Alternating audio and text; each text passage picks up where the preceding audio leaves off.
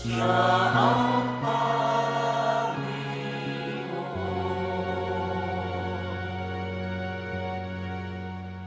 Simulan natin ang ating banal na pagdiriwang sa ngalan ng Ama at ng Anak at ng Espiritu Santo. Amen. Ang pagpapala ng ating Panginoong Hesukristo, ang pag-ibig ng Diyos Ama, at ang pakikipagkaisa ng Espiritu Santo naway sumainyong lahat. At sumaiyo rin, Mga kapatid, aminin natin ang ating mga kasalanan upang tayo ay maging marapat gumanap sa banal na pagdiriwang.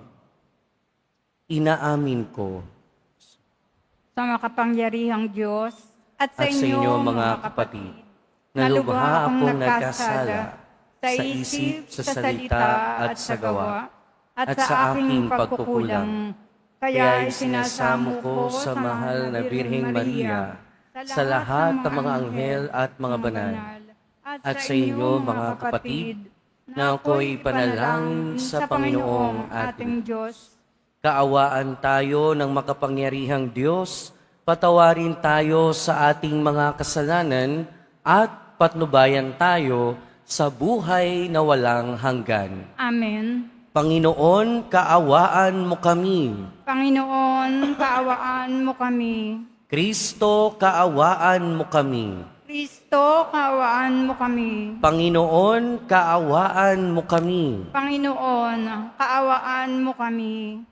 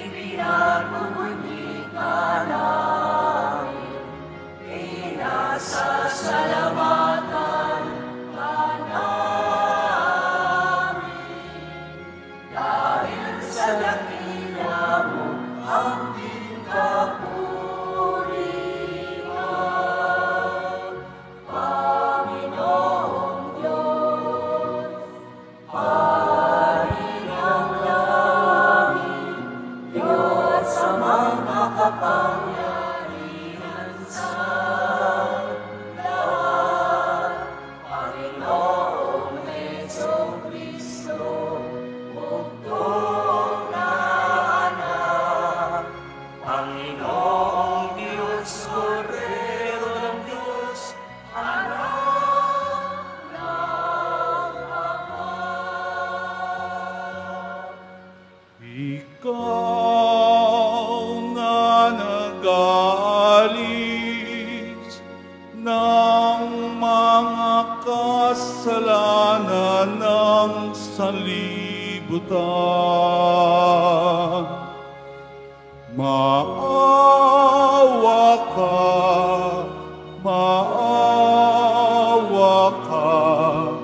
sa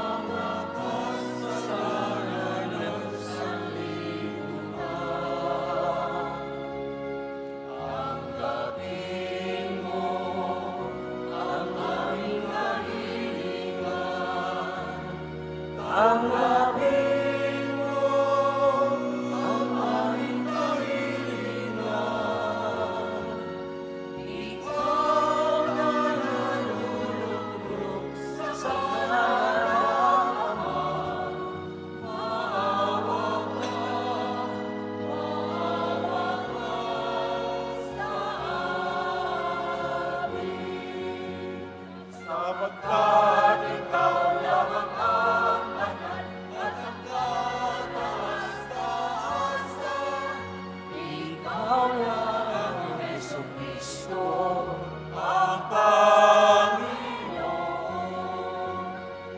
kasama ng Espiritu Santo sa kadakilaan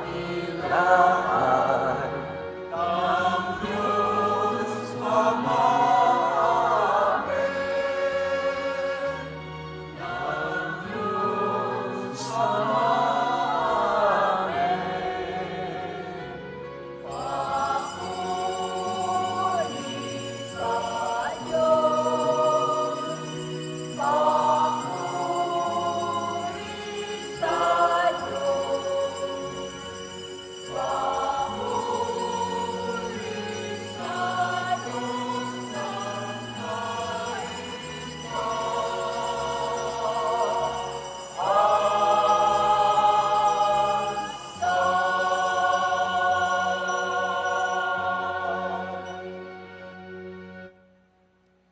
Manalangin tayo. Ama naming makapangyarihan, sa pamamagitan ni Apostol San Juan, ay isiniwalat mo sa amin ang iyong salitang dati ay lihim.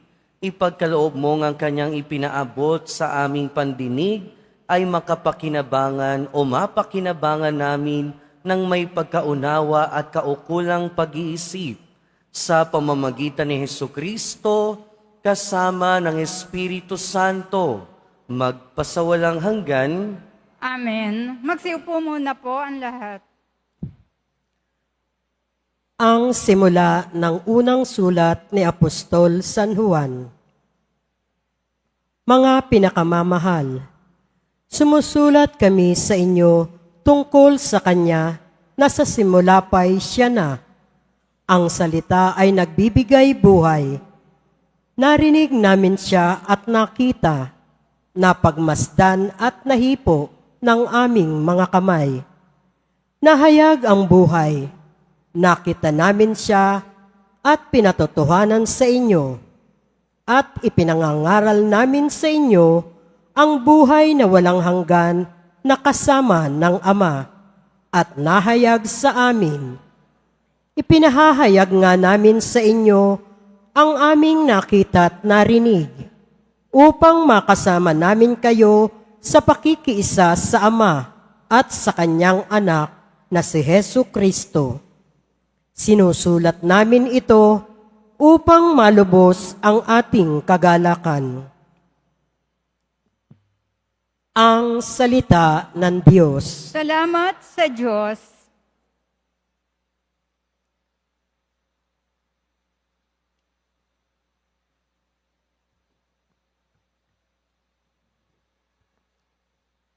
Sa Panginooy magalak ang masunurit matapat. Sa Panginooy magalak, ang masunurit matapat. Ang poon ay maghahari, magalak ang kalupaan. Lahat kayong mga pulo ay magsaya at magdiwang. Ang paligid niya'y ulap na lipos ng kadiliman, kaharian niya'y tapat at salig sa katarungan. Sa Panginooy magalak, ang masunurit matapat.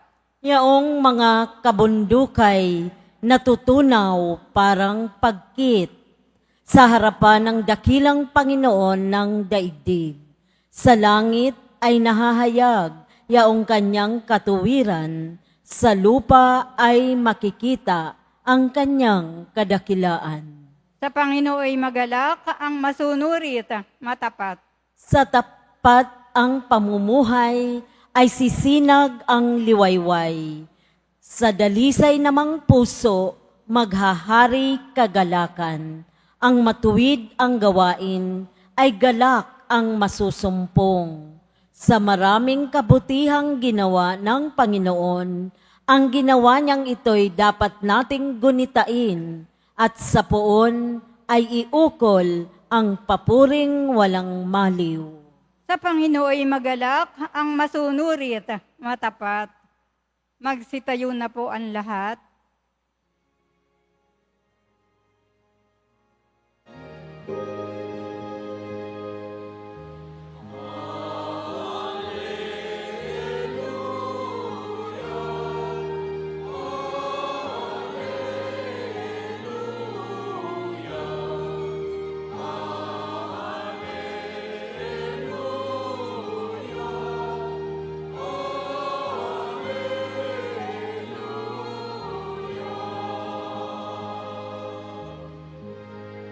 mga tapat na apostol ay nagpupuri sa poon sa langit habang panahon.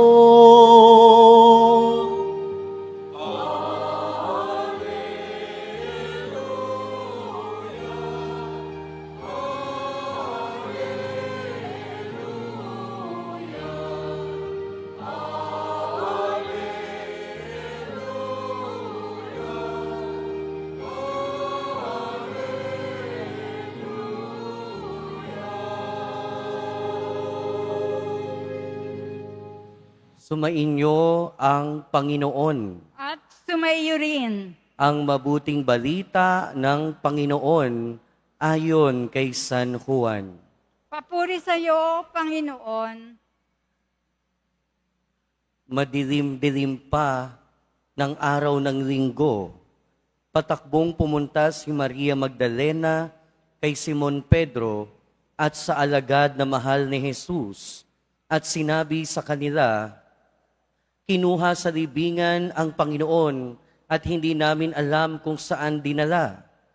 Kaya't si Pedro at ang nasabing alagad ay nagpunta sa libingan. Kapwa sila tumakbo, ngunit si Pedro'y naunahan ng kasamang alagad. Yumuko ito at sumilip sa loob.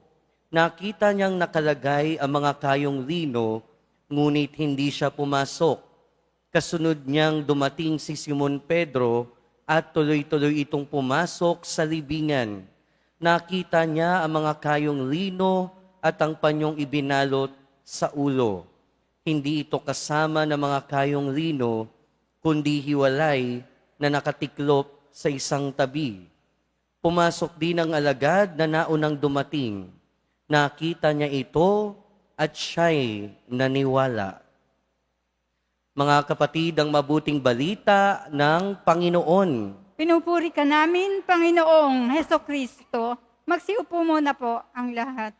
Magandang tanghali po sa inyong lahat.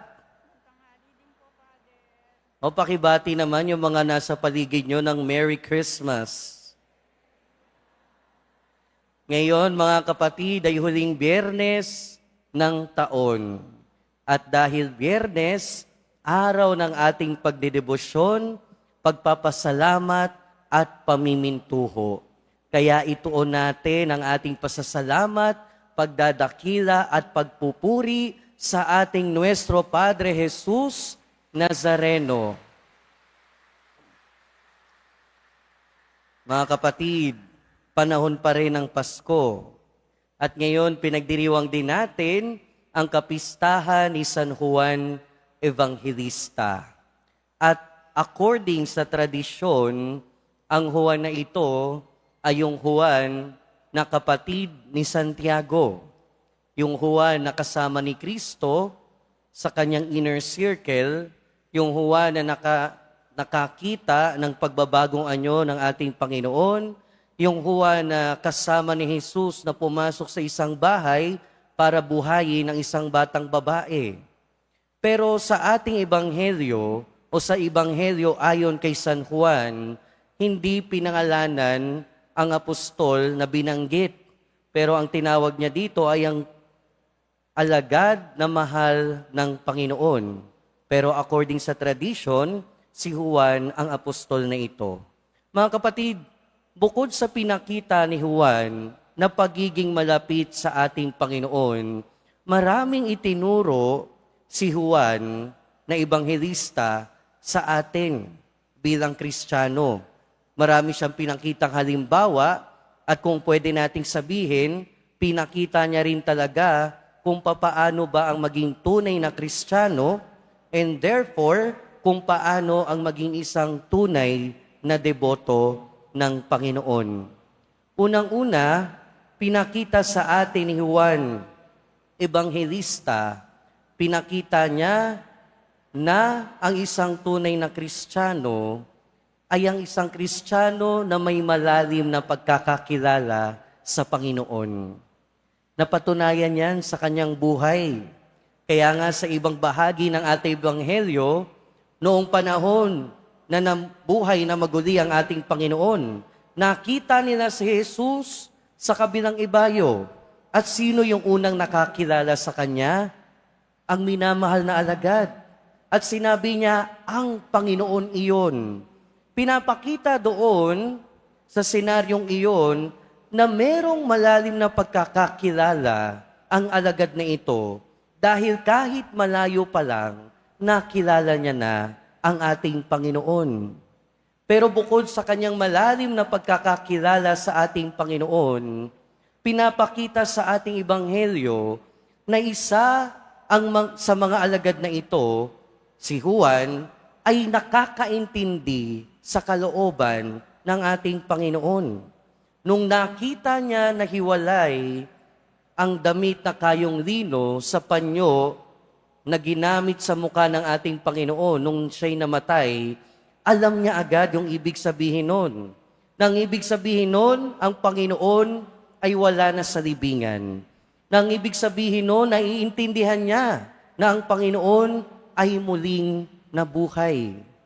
Pinakita ni Juan na ang pagiging Kristiyano at ang pagiging deboto ng ating Panginoon ng Nazareno ay ang Kristiyano na merong malalim na pagkakakilala sa Diyos at nakakaintindi sa kalooban ng ating Panginoon. Kaya suriin natin yung ating sarili. Gaano ba tayo ka-close sa ating Panginoon? Sana kasing lapit ni Juan, Ebanghelista. Pangalawa, pinakita sa atin ni Juan Ebanghelista, ni Apostol San Juan, na ang isang tunay na Kristiyano at tunay na deboto ay ang Kristiyano at mananampalataya na merong pananampalataya at pagtitiwala na hindi nagmamaliw at hindi nawawala. Kung makikita natin kung marirealize lang natin, buong buhay kasama niya ang ating Panginoon, hindi niya iniwan si Jesus. Magmula nung siya ay tawagin ng ating Panginoon at isa siya sa mga unang tinawag, mula nung siya ay tawagin ng Panginoon hanggang sa muling pagkabuhay ng ating Panginoon, nandoon siya. Nung hinuli na si Jesus, nung hinuli na ang ating Panginoon, itinatwa siya ni Pedro, binenta siya ni Judas. Yung iba ng mga apostol nangalat na, tumakas na, tumakbo na. Pero sa lahat ng nangyari sa ating Panginoon, siya ay nanatili. Noong hinuli ang ating Panginoon, nandun siya. Nung pasan ng ating Pong Jesus Nazareno ang krus, naroon pa rin siya. At sa paanan ng krus, habang nakabayubay ang ating Panginoon, naroon siya. Hindi siya umalis. Hindi natinag ang kanyang paniniwala, ang pananampalataya at pagtitiwala sa ating Panginoon. Kaya siguro, yun yung dahilan kung bakit sa kanya iniwan ang mahal na Birheng Maria. Dahil siya na lang yung naiwan na apostol. At bilang Kristiyano, pinapakita niya sa atin at inaanyayahan tayo na magkaroon din ng hindi nagmamaliw na pananampalataya, pagmamahal at paniniwala sa ating Panginoon. Kung titignan natin yung naging kalagayan niya, dumating yung point na mahirap maniwala sa ating Panginoon. Nung hinuli na ang ating Panginoon, madali pa bang maniwala sa Kanya nung panahon na yun? Kung kayo yung nandun, mananatili ba kayo? Maniniwala pa rin ba kayo? Nung pasan na ng ating Panginoon ng krus patungong Kalbaryo, na lahat ng alagad halos umalis na, mahirap nang maniwala sa Panginoon nung panahon na yon. Pero nandoon siya, nanatili siya. At lalo na nung nakabayubay ng ating Panginoon, naghihingalo malapit ng mamatay. Sino pa ba ang maniniwala sa ganong Panginoon? Halos wala na. Pero pinakita ni Juan na sa kabila ng mga pagkakataon na parang halos ang hirap-hirap maniwala. Sa kabila ng mga pagkakataon na halos napakahirap ibigay ng pananampalataya sa Diyos, patuloy siyang naniwala at hindi siya nabigo. At yun yung pinapakita niya sa atin, yun yung paanyaya niya sa atin, na kung papaano hindi siya nawala ng pananampalataya, kung paano hindi siya nawala ng paniniwala sa ating pong Jesus Nazareno, nawa, ganun din naman ang bawat isa sa atin. At pangatlo, mga kapatid, pinakita ni Juan Bautista na ang tunay na Kristiyano, ang tunay na deboto, ay ang taong ibinigay sa Panginoon ang kanyang buong buhay. Si Juan, hindi naman siya namatay sa pagiging martir. Hindi dumanak ang kanyang dugo sa ngalan ng ating Panginoon. Pero buong buhay niya, inalay niya sa pagpapalaganap ng mabuting balita. Buong buhay niya, ginugol niya para sa paglilingkod sa ating Panginoon. Kaya ang naging resulta, bukod sa maraming naanyaya sa pananampalataya, meron tayong ikaapat na ebanghelyo na attributed kay Juan. At merong 3 sulat siya sa bagong tipan. Patunay ito na talagang buong buhay niya, inalay niya sa paglilingkod sa Panginoon. At bilang Kristiyano, mga kapatid, ito naman talaga yung landas na dapat nating tahakin. Kung hindi man tayo mamatay para sa Panginoon, at least mabuhay tayo para sa Panginoon. Ialay natin yung ating buhay para sa Panginoon. Kaya habang tinatahak natin yung panahon ng Kapaskuhan, hayaan nating ipaalala at anyayahan tayo ng ating mga pagbasa na tularan si San Juan. Tularan ang kanyang hindi nagmamaliw na pananampalataya, tularan yung kanyang pagiging Kristiyano at papakita ng pagiging tunay na Kristiyano, tularan ang kanyang pag-aalay ng buhay para sa ating Panginoon. Amen. Magsitayo na po ang lahat.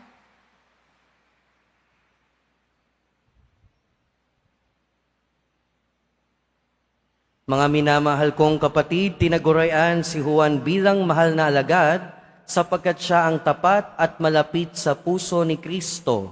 Tumawag tayo sa Diyos na nagkatawang tao, ang salitang buhay na inihayag sa kanyang ebanghelyo. Sa bawat panalangin ang ating itutugon, Ama ni Jesus, basbasan mo kami. Ama ni Jesus, basbasan mo kami. Ang simbahan naway maging masigasig sa kanyang apostolikong misyon na ipinagkatiwala sa kanya ni Kristo. Manalangin tayo. Ama ni Jesus, basbasan mo kami. Tayo naway magsikap isunod ang ating kalooban sa kalooban ni Kristo. Manalangin tayo. Ama ni Jesus, basbasan mo kami. Tulad ni Apostol San Juan, tayo naway magkaroon ng malalim na pagkakilala kay Jesus sa pamamagitan ng pag-aaral sa mga katotohanan ng ating pananampalataya. Manalangin tayo. Ama ni Jesus, basbasan mo kami. Tayo naway magkaroon ng lakas ng loob na sumunod kay Kristo sa krus at sa libingan walang laman. Manalangin tayo. Ama ni Jesus, basbasan mo kami. Tayo naway makibahagi sa maamong pagmamahal ni San Juan kay Maria na ating ina. Manalangin tayo. Ama ni Ama ni Jesus, Jesus, basbasan mo kami. Ama ng salitang nagkatawang tao, habang nagdiriwang kami sa pagsilang ng iyong anak, dinggin mo nawa kami sa mga kahilingang inilalapit namin sa iyo, kaysa ng mahal na alagad na aming huwaran sa buhay Kristiyano. Hinihiling namin ito sa pamamagitan ni Kristo na aming Panginoon. Amen. Magsiupo muna po ang lahat.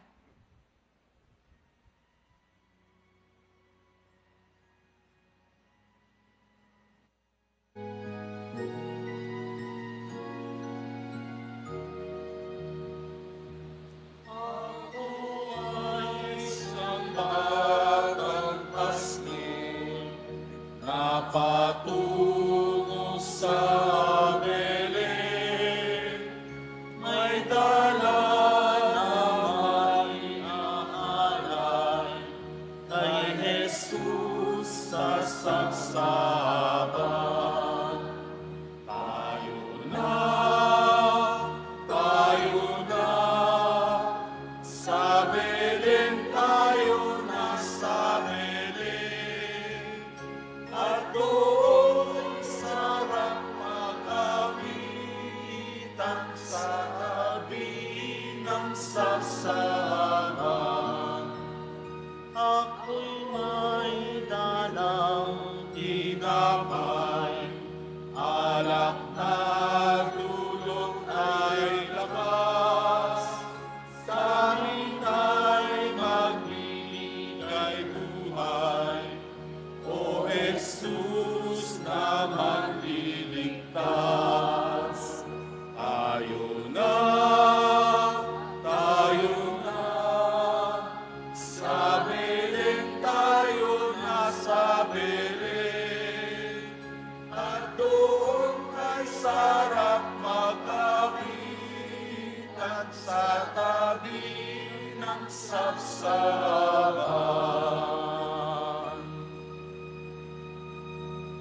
Magsitayo na po ang lahat. Manalangin kayo mga kapatid upang ang paghahain natin ay kalugdan ng Diyos amang makapangyarihan. Tanggapin nawa ng Panginoon itong paghahain sa iyong mga kamay, sa kapurihan niya at karangalan, sa ating kapakinabangan, at sa buong sambayanan niyang banal. Ama naming lumikha, gawin mong banal ang aming mga alay, at ipagkaloob mong sa pagdiriwang namin ng huling hapunan, ang lihim ng iyong salitang walang hanggan ay aming mapagsaluhan bilang iyong pahayag na idinulot kay San Juan sa pamamagitan ni Jesucristo kasama ng Espiritu Santo, magpasawalang hanggan. Amen. Sumainyo ang Panginoon. At sumaiyo rin. Itaas sa Diyos ang inyong puso at diwa.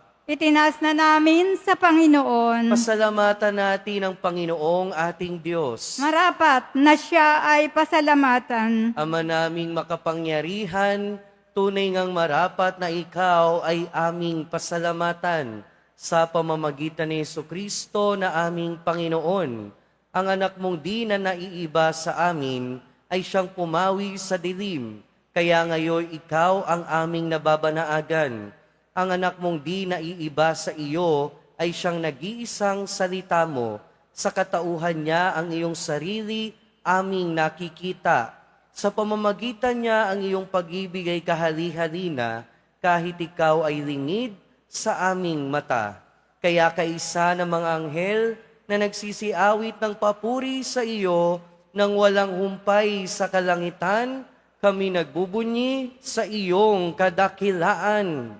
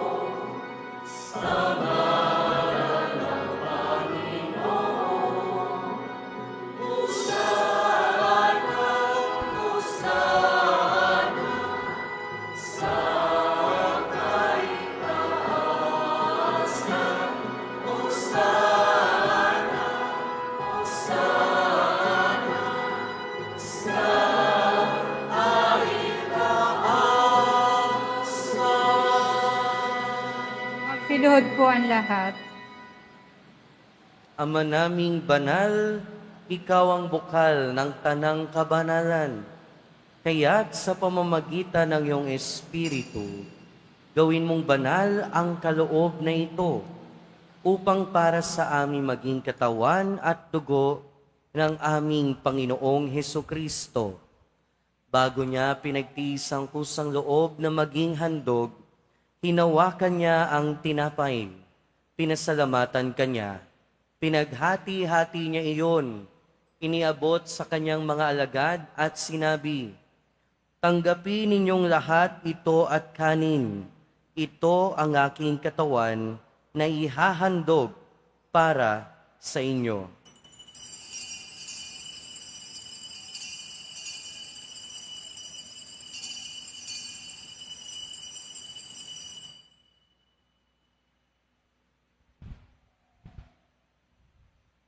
Gayun din naman noong matapos ang hapunan, hinawakan niya ang kalis. Muli kanyang pinasalamatan. Iniabot niya ang kalis sa kanyang mga alagad at sinabi, "Tanggapin ninyong lahat ito at inumin. Ito ang kalis ng aking dugo, ng bago at walang hanggang tipan. Ang aking dugo na ibubuhos para sa inyo at para sa lahat, sa ikapagpapatawad ng mga kasalanan. Gawin ninyo ito sa pag-alala sa akin."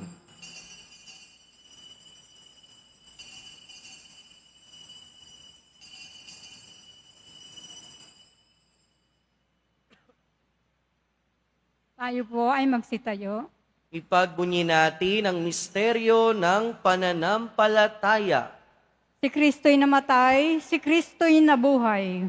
Si Kristo'y babalik sa bakas ng panahon. Ama, ginagawa namin ngayon ang pag-alala sa pagkamatay at muling pagkabuhay ng iyong anak. Kaya tiniaalay namin sa iyo ang tinapay na nagbibigay buhay at ang kalis na nagkakaloob ng kaligtasan. Kami nagpapasalamat dahil kami iyong minarapat na tumayo sa harap mo para maglingkod sa iyo. Isinasamo namin kami magsasalo-salo sa katawan at dugo ni Kristo ay mabuklod sa pagkakaisa sa pamamagitan ng Espiritu Santo. Ama, lingapin mo ang iyong simbahang laganap sa buong daigdig. Puspusin mo kami sa pag-ibig kaysa ni Francisco na aming Santo Papa at ni Jose na aming obispo at ng tanang kaparian. Alalahanin mo rin ang mga kapatid naming nahimlay nang may pag-asang sila'y muling mabubuhay, gayon din ang lahat ng mga pumanaw. Kaawaan mo sila at patuloyin sa iyong kaliwanagan. Kaawaan mo at pagindapating kaming lahat na makasalo sa iyong buhay na walang wakas, kaysa ng mahal na Birheng Maria na ina ng Diyos, ng kabiyak ng puso niya si San Jose, kaysa ng mga apostol ni San Juan Evangelista, San Juan Bautista at ng lahat ng mga banal na namuhay dito sa daigdig ng kalugod-lugod sa iyo, maipagdiwang nawa namin ang pagpupuri sa ikararangal mo sa pamamagitan ng iyong anak na aming Panginoong Hesukristo.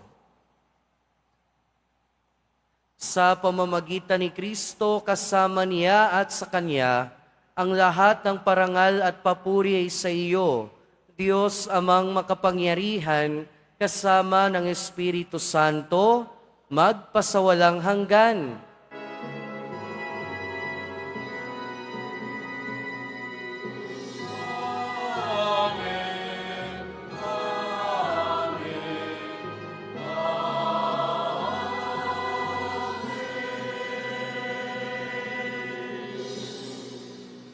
Sa tagubili ng mga nakagagaling na utos at turo ni Jesus na Panginoon natin at Diyos, ipahayag natin ng lakas loob.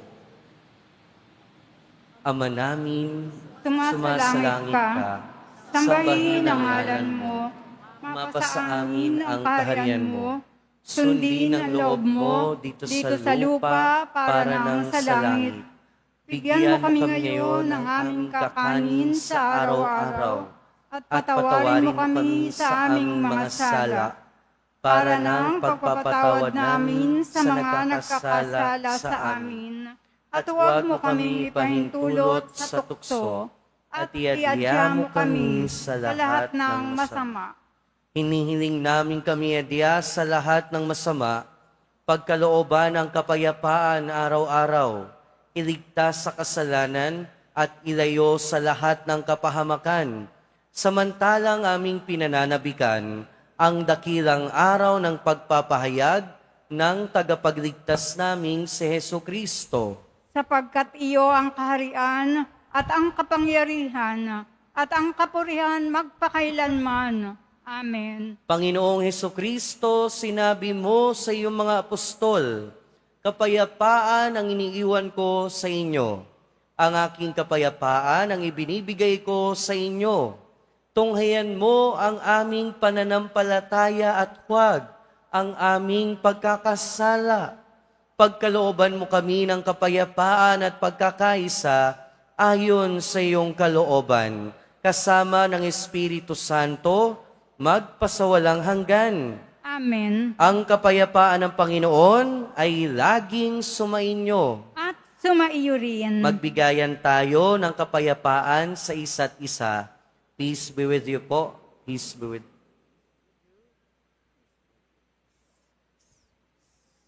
Kordero ng Diyos na nag-aalis ng mga kasalanan ng sanlibutan, maawa ka sa amin.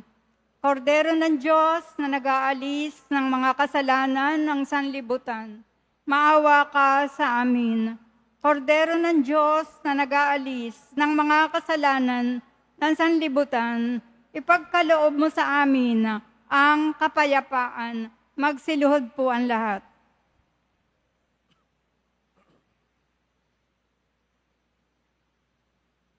Ito ang kordero ng Diyos. Ito ang nag-aalis ng kasalanan ng sanlibutan. Mapalad ang mga inaanyayahan sa kanyang piging. Panginoon, hindi ako karapat-dapat na magpatuloy sa iyo, ngunit sa isang salita mo lamang ay gagaling na ako.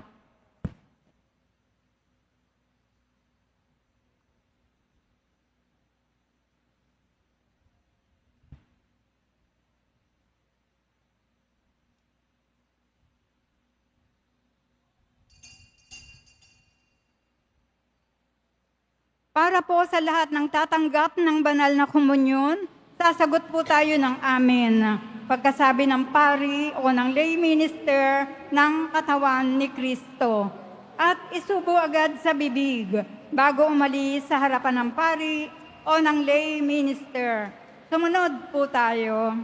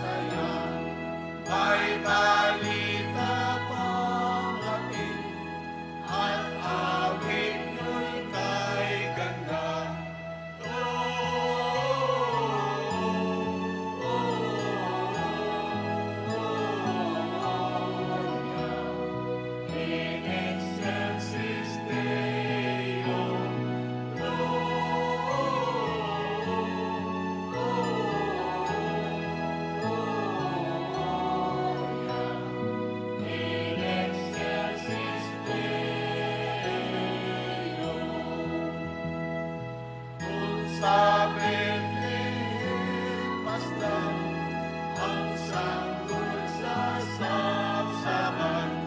Siya ay ating sambahin, si Kristo na Diyos namin.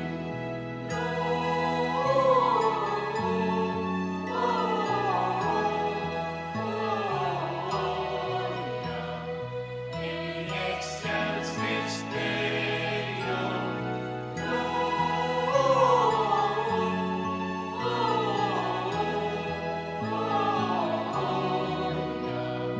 in excelsis Deo. Lahat tayo'y magalak sa suniang naanak.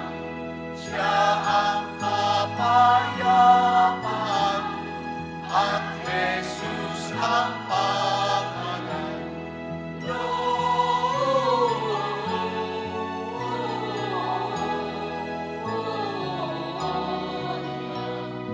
In excelsis Deo,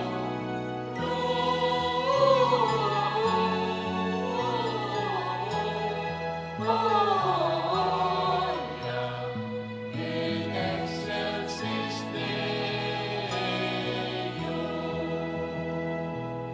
Sumambang lahat sa Diyos, tayong mahal ni Jesus. Kasama ni Maria, purihin siya turingan.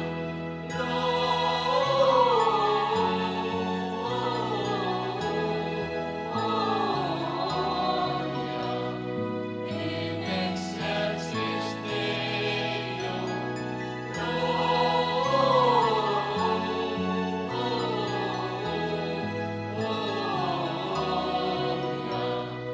in excelsis Deo.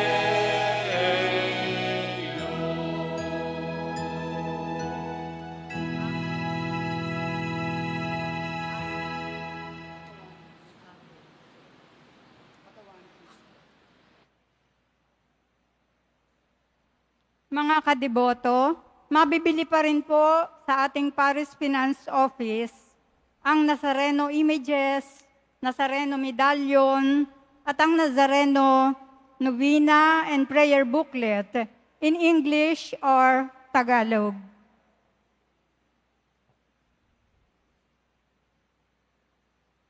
Pagkatapos po ng banal na misa, bibisikan po ang lahat ng banal na tubig. Pinakikiusapan po ang lahat na manatili lamang muna sa inyong mga lugar. Tanging sa Quezon Boulevard o sa Plaza San Juan lamang po ang labasan ng lahat. Sumunod po tayo. Maraming salamat po sa inyong pagdalaw at pagsisimba sa Basilica Minor at Pambansang Dambana ni Jesus Nazareno. Magsiluhod po ang lahat.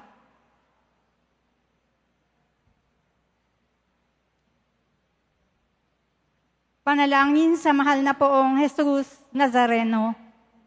Mahal na poong Jesus Nazareno, banal ang iyong pangalan. Dinadakila at pinasasalamatan ka namin. Nagpakababa ka at sumunod sa kalooban ng Ama. Pinasan mo ang krus at nag-alay ng buhay para sa aming kaligtasan. Tanggapin mo ang aming dasal at sakripisyo. Itulot mo na kaming sumasamo ng buong katapatan at pagmamahal. Magbahagi ng mabuting balita. Magsisi at itakwil ang kasalanan at masama. At maghatid ng awa at kapayapaan sa aming kapwa. Ipinagkakatiwala namin sa iyo ang lahat-lahat sa amin. Pinapanalangin namin ang mga nangangailangan ng iyong tulong. Ipinauubaya namin sa iyo ang aming mga kahilingan.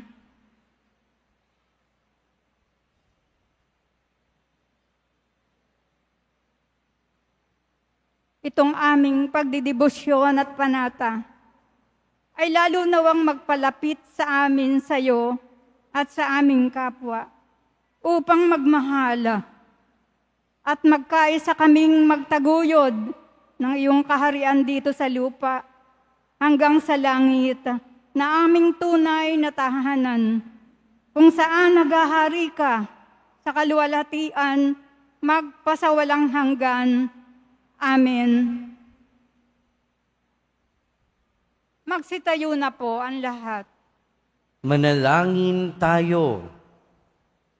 Ama naming mapagmahal, ipagkaloob mong ang iyong salitang nagkatawang tao na ipinangaral ni Apostol San Juan ay mamalaging nananahan sa amin, pakundangan sa banal na pakikinabang sa ipinagdiriwang na paghahain sa pamamagitan ni Jesucristo kasama ng Espiritu Santo, magpasawalang hanggan. Amen. Sumainyo ang Panginoon. At sumaiyo rin. Mahal na poong Jesus Nazareno, inihayag mo sa pamamagitan ng krus ang walang maliw na pag-ibig ng Diyos sa sangkatauhan.